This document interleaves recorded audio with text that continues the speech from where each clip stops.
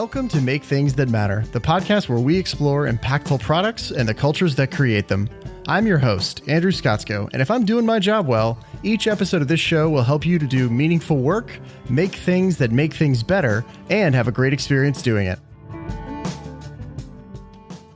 Welcome to 2023, everybody. I hope it is off to a fantastic start for you. So I wanted to start out the year getting warmed up together, and I'm going to try a slightly different episode format. So I'm doing a lot more writing going into 2023, and I thought it would be interesting to also distribute that writing through audio. So you'll see that right now I have consolidated all the writing in the podcast onto one platform, which is Substack. So you can sign up and you'll get both an email and the audio in your feed. So that way, whichever format you prefer, you'll get. You can get it in writing, you can get it in audio, you can get it in both, whatever works for you. So I'm trying this out and we'll see how it goes. Let me know if you have any feedback. I would love to hear from you.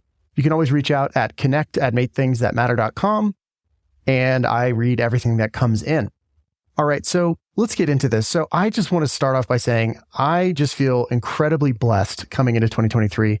You know, coming off a sabbatical just before the holidays, like you'll hear about in the last episode with DJ, I was actually very fortunate. I was one of 50 product coaches invited to a sort of coach the coaches training in New York City, led by the man himself, the godfather of product, Marty Kagan, and his firm, Silicon Valley Product Group. And we ended up spending a week virtually first, and then 2 very long days together in New York, going deep on the cutting edge of product management, product leadership, and all things involved with transforming product organizations to work like the best.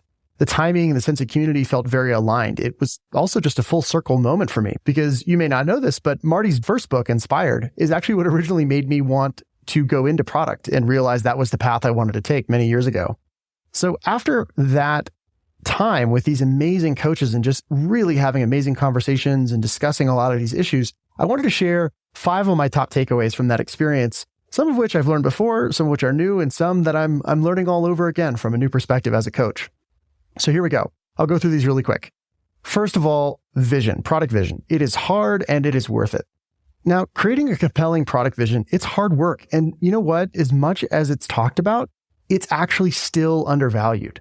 Done well, it should be emotionally compelling. It should be aligning for everybody on the team. And it should also be your strongest recruiting tool. If you're listening to this podcast, you obviously care about making things that matter. And there is nothing that conveys that more to someone you're speaking with than your vision.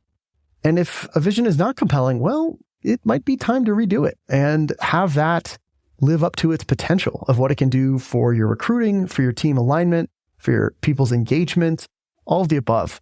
And by the way, it's called a vision for a reason. You should be able to see it. You should be able to describe it in vivid terms. You should be able to literally show it to people. And it should be emotionally resonant. Now, most people have not actually seen a good example of a good vision. So there are 3 that I'll link to in the show notes that will help give you an idea. First of all, now I know he's not the tech world's favorite person right now, but Elon Musk and SpaceX certainly have a compelling vision that you can check out. Secondly, is a very compelling vision from Microsoft's productivity group about the future of how the productivity suite of things that they are aiming to build can transform our work. And then finally, it's sort of a back to the future kind of thing. We have the original Knowledge Navigator product vision from 1987 by Apple. And what blows me away about that video is it was done, 26 years ago now? And 36 years ago now, excuse me. It is still compelling and still prescient. The foresight in that video really just gives you an idea of what is possible. They were forecasting things in that video that did not come onto the scene for 20 years, but it was still a compelling vision and North Star to work towards. And you know, the craziest thing about the topic of product vision, in my opinion, after talking to a lot of people about it, everybody thinks it's super hard to do. But it's actually not that hard. It's actually not that hard to develop the compelling vision assets. It's often called a vision type. It can actually be done and actually physically created in as little as 1 or 2 weeks if you approach it right. So if it's in your mind as some incredibly massive thing that takes forever to do, I just want to push back on that and reframe it and say, I have personally worked with people and done this in 1 or 2 weeks. So it's okay. Number 2. Innovation is inherently risky and unpredictable. And can we please just stop pretending otherwise? All right, fair warning, I'm going to get a little spicy here. This is the one that really gets to me, so I'm going to rant for a second here. it just seems to me that much of our world remains captivated, enraptured by innovation theater. If you haven't heard about it yet, I'm going to introduce you to it now. SAFe. SAFe stands for the Scaled Agile Framework, and it has got to be the worst culprit. If you look at their quote unquote simplified diagram, their essentials diagram, it is so confusing. I have no idea what it means. It's one of the worst examples of buzzword bingo that I have seen yet. Like, I look at it and I know what each of the pieces mean individually, but when you look at it as a whole, it doesn't make any sense. And my hunch at this time is that this idea that like the right process will make it all work, the right process will save us, is toxic. It's not only wrong, it's harmful, but in a weird sort of twisted way, I have to give it some respect because it's just damn good marketing by the big consultancies like the Accentures and the Deloittes and the Bains of the world. So let's go through that. Why is it wrong? Well, first of all, there is no formula for innovation. There is no recipe that will guarantee it. Yes, there are principles, there are patterns, there are frameworks, and those are helpful. But no, there is nothing and there is nobody who can 100% guarantee you that innovation or an attempt at innovation is going to work. Reality is just too damn messy for that. And that flies exactly in the face of what SAFe is trying to promise. It's trying to promise executives that if you just follow this process, you're going to hit all your goals and it's all going to work out and you're going to get your bonus and no one's going to be mad at you and blah, blah, blah. Okay, why is it harmful? Well, frankly, the big consultancies have sold business executives this dream. The big consultancies basically work on a business model of trust with senior executives. And that's fair. They do a lot of, helpful things. But they, in this case, I think, are taking advantage of that trust to sell something to these companies that I don't think is actually helping them. SAFe and the things that are related to it are just this massively complex process that requires the clients who are buying it to basically lease an army of people from that consultancy to implement the process. But process will not guarantee these results. So at this point, frankly, if I talk to somebody who's thinking like, hey, we're going to use SAFe and it's all going to work out to, develop a great product in an organization, I just wish them luck. And, it's like, call me back in a couple of years when you've torched a few $1 million and everybody's pissed off, frankly. It just doesn't work that way. I can't find any examples. I don't even know of any examples, nor does anybody I know of an example of this actually working well.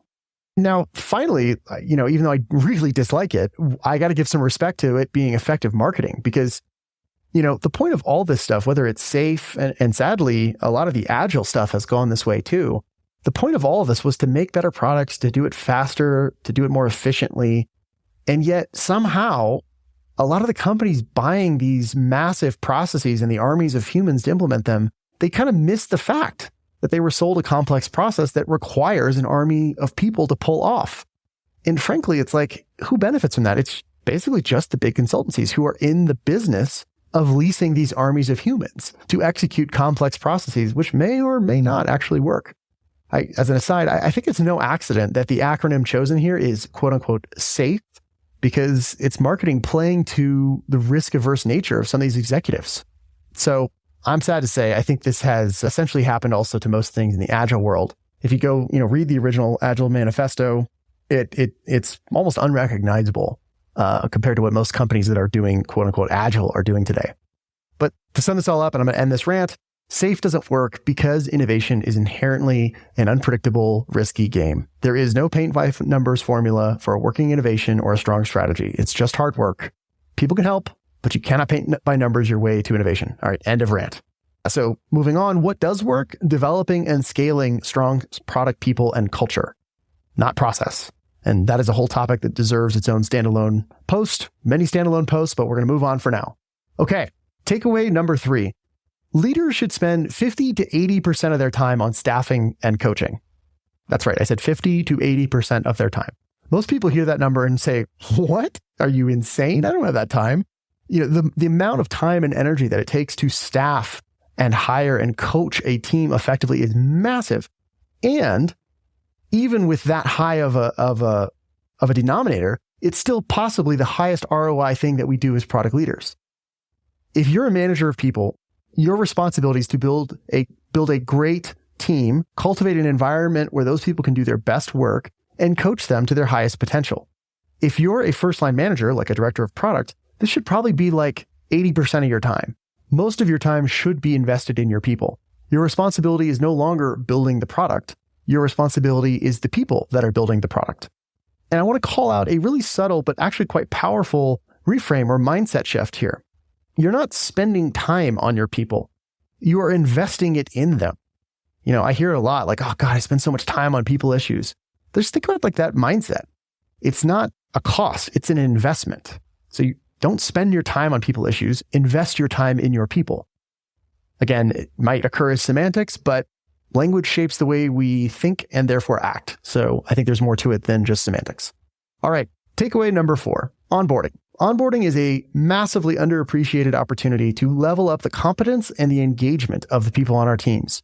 Far too many leaders just bring somebody on, plug them into the regular cycles of one-on-ones, if that, and just assume it's all going to work out.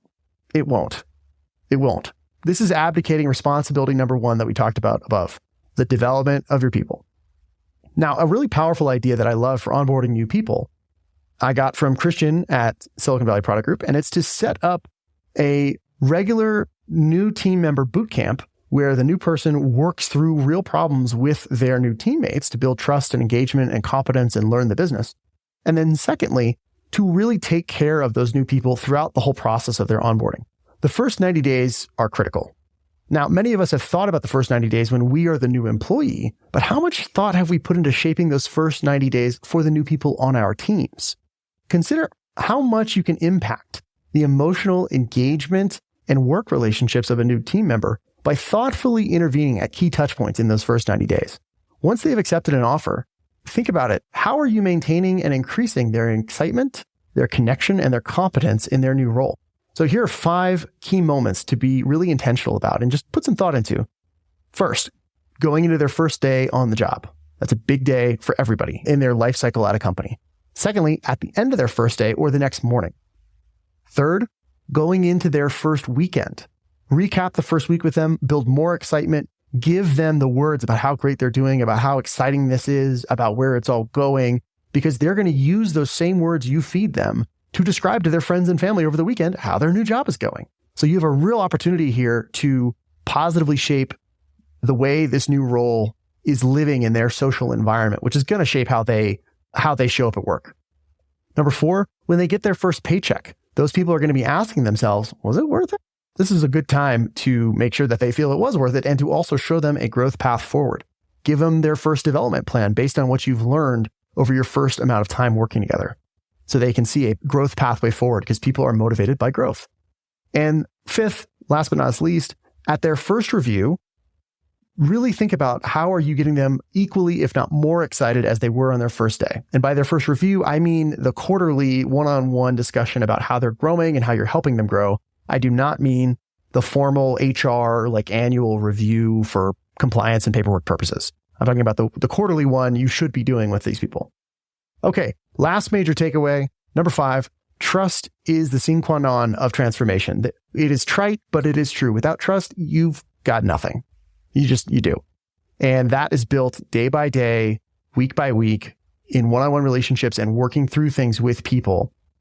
Many failed products actually stem from the culture, unfortunately, that is inculcated by the company leaders who don't staff, develop, and trust strong people to build the right product. This is the root of basically, trying to do command and control and doing product by fiat, right? Where the executives are trying to say, oh, do this, we promise that. Sure, there's good intentions in there, but there's also often mixed in there a lack of trust because it does take trust to give up a certain level of control to the product teams and the product people. And even more importantly than this, if you're at all attempting to do some kind of a transformation, a turnaround, absolutely nothing is going to happen without trust. So one exercise you can do is to look at every single level and relationship within the org, from the CEO all the way through to the individual contributors, and ask yourself, how much trust is in those relationships based on the day-to-day, week-to-week operating rhythms? Not what people say, not the stuff on the wall. Actually, if you just look at what's happening day-to-day, week-to-week, what does that actually say about how much trust is there? And wrapping this up, to aid your efforts in thinking about and improving trust in the workplace, I really recommend reading a short and excellent book called The Thin Book of Trust. All right, links to all this will be in the show notes. Thank you so much for your time, and I wish us all a fantastic year. Let's go make things that matter in 2023. We'll see you out there. Thanks for listening. If you enjoyed this, I'd be so grateful if you could do me a favor and take about 25 seconds to leave a rating and review on Apple Podcasts. That helps me reach way more listeners, and it also helps me bring you more great guests. As always, please feel free to reach out to me anytime at connect@makethingsthatmatter.com. And until next time, my friends, leave them better than you found them. See you out there.